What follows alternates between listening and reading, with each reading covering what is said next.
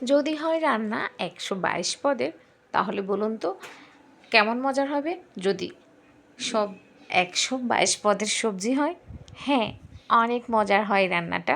আসসালামু আলাইকুম বন্ধুরা, সবাইকে স্বাগত জানাচ্ছি সুবনা নিজাম পেজে। আজকে আপনাদের সাথে রান্নার দ্বিতীয় পার্ট নিয়ে চলে এলাম, বৈশাখের বিশেষ রান্নার। তো এখানে আমি সব রকম সবজি কেটে ধুয়ে পরিষ্কার করে নিলাম, তারপর কড়াইটা বসিয়ে দিলাম।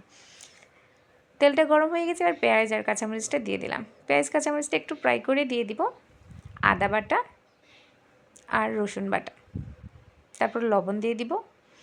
তো এগুলোকে কিছুক্ষণ ফ্রাই করে দিয়ে দিলাম হলুদ, মরিচ আর জিরে গুঁড়ো। এগুলোকে কিছুক্ষণ ফ্রাই করে এবার দিয়ে দিব পানি। মশলাগুলো কষানোর জন্য পরিমাণ মতো পানি দিয়ে দিলাম। এবার মশলাগুলো নেড়ে ছেড়ে পানির সাথে মিক্স করে নিচ্ছি। কিছুক্ষণ মশলাগুলোকে কষিয়ে নেব। তো এই জন্য আমি ঢাকনাটা দিয়ে দিব। ঢাকনাটা দিয়ে দিলাম। তো এখানে আমার মশলাগুলো কষানো হয়ে গেছে। এবার আমি কেটে রাখা ডাটা, তারপরে হচ্ছে কলা, তারপরে হচ্ছে বনাডিয়া আর হচ্ছে বুগুলি দিয়ে দিলাম। এগুলোকে আমি এখন মশলার সাথে মিশিয়ে নেড়ে ছেড়ে তারপর আমি কিছুক্ষণ কষানোর জন্য রেখে দিলাম। তো এখানে আমার সবজিগুলো কষানো হয়ে গেছে। এবার আমি এখানে মিষ্টি কুমড়ো, সসিন্দা, লাউ, কাঁঠাল, পেঁপে, ভেন্ডি, শসা এগুলো দিয়ে দিলাম। তো এগুলো কষানোর পর আমি বরবটি, সিম, তারপরে দেশি সিম, লতি এগুলো দিয়ে দিলাম। তো সবগুলো সবজি আমি একসাথে কষিয়ে নিয়েছি, দেখুন।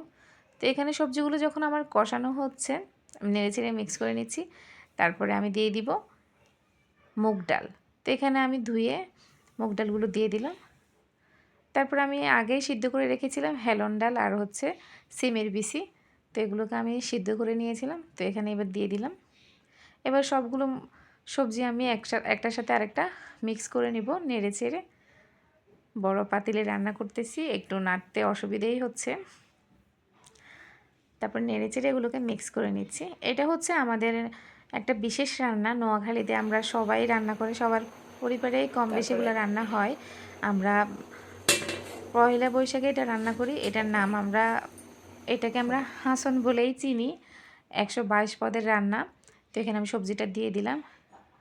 তারপর নেড়ে চেড়ে মিক্স করে নিচ্ছি সবগুলো সবজি একসাথে। এটা হচ্ছে আমাদের এখানের একটা বিশেষ রান্না পয়লা বৈশাখের জন্য। বাচ্চারা এমনিতেই সবজি খেতে চায় না, তবে এই দিনে বাচ্চারা যখন আমরা এই সবজিটা রান্না করি তখন খেয়ে নেয়। মসুর ডালটা দিয়ে দিলাম, তারপরে একটু পানি দিয়ে দিলাম। তো এবার এগুলোকে নেড়ে চেড়ে মিক্স করে নিয়ে নিব। এখানে এতগুলো সবজি, তাই বলে ঝাল একটু কমে দিলাম, কারণ এগুলো বাচ্চারা খেতে পছন্দ করে। এই রান্নাটা বিশেষ করে ওরা আনন্দের সাথে খায়।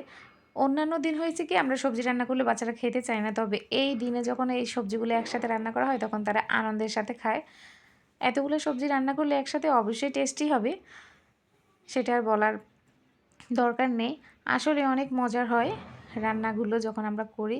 ছোটোবেলায় এটা রান্না করতাম, আম্মু রান্না করতো, আমরা সবজিগুলো নিয়ে আসতাম, আর আব্বু নিয়ে আসতো বাজার থেকে কাঁঠাল, মিষ্টি কুমড়ো, লাউ, তারপরে ওই যে গাজর, শসা যেগুলো আমরা বাড়িতে পাই না, ওইগুলো নিয়ে আসতো। তো এখানে আমি আমটা দিয়ে দিলাম। এই রান্নার বিশেষ হচ্ছে কাঁঠাল, আম এগুলো, আর ওই যে মিষ্টি কুমড়ো, লাউ এটা হচ্ছে বিশেষ। কাঁঠালটাই হচ্ছে বিশেষ আইটেম। তারপর আপনারা ভাববেন এই রান্না, এই যে আমি এতগুলো রান্না একসাথে করে খেয়েছি না, আমি পাশের বাসার সবাইকে দিয়েছি এক বাটি করে। তো আমার ভিডিওটি কেমন লাগলো অবশ্যই কমেন্ট করে জানাবেন। ধন্যবাদ সবাইকে।